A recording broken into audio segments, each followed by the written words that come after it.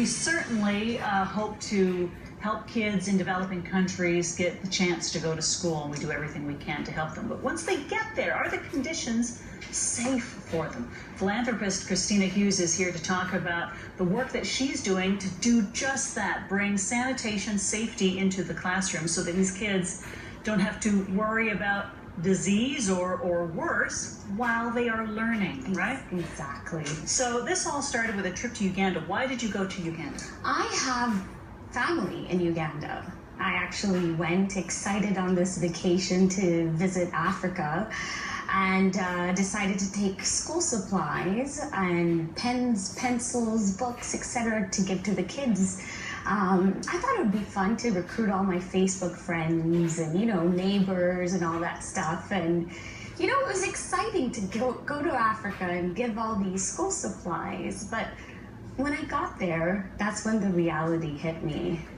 That was not the biggest challenge that they faced, right? The least of their problems was school supplies. It was actually when I asked to use the washroom. And that's when it really hit me. The reality check set in that they do have bigger problems. So what are the sanitation systems like? So what I actually saw was a pit latrine. Even though pit latrines are common in Africa, it's standard, literally a hole in the ground. There it is. Yeah, that's exactly what it was, a hole in the ground. But they don't realize the actual effects on it, both on health and on the environment. Let's say, for example, during flooding, if water would ever get into those pit latrines, it would then expand into bringing feces into the vegetation. For example, because there are farms not that far away, right? Farms, well, a lot of Africans grow their own food naturally, right? So just imagine feces leaking into vegetation. Mosquitoes, the moisture, mosquitoes in there, the smell, just imagine the smell. And then on top of that, they pour chemicals into the pit latrine trying to break up the fecal matter. But it just gets worse and worse and worse as they try to combat what they think is a normal sanitary system. And that one pit latrine serviced how many kids? 352 students. 352 students. Using that one spot. Using that one spot. All right, so a light bulb goes on in your head, and you thought, well, this isn't good enough. What are some of the problems other than how it affects the environment? How does it affect the people? The health itself for the children, okay? We're talking about children between the ages of 6 and 15, 4 and 15 actually. So they use the pit latrines and don't wash their hands. But there's no sink. There's no sink, there's no running water.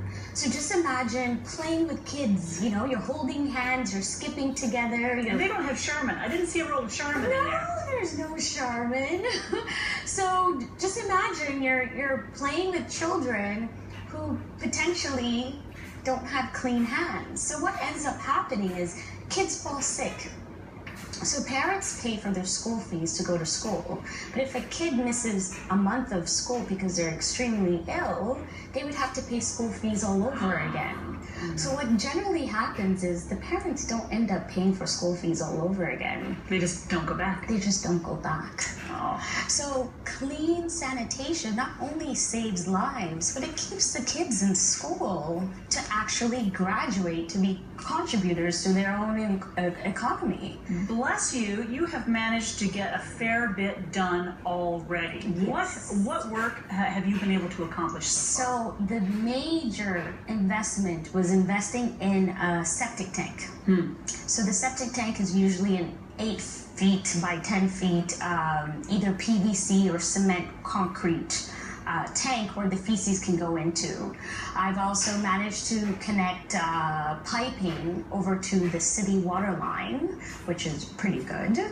And then on the days that water isn't running for whatever reason, there's issues with the system in the city, I've also started the actual infrastructure for a BOA, so it can harvest natural rainwater that can go into the piping system. Fantastic. Yes. Are they able to use this yet? No. Okay. No. It's not finished. It's not finished. So we have 8 girls washrooms and 8 boy washrooms. However, we're still missing certain pipes to connect to the septic tank. We're missing tiles, for example, to put around the actual toilets, because you saw in the previous picture, it was literally brick. Also things like hand soap, you know, toilet paper to last at least the school year. So there's a few things that we are missing, but unfortunately we've run out of money.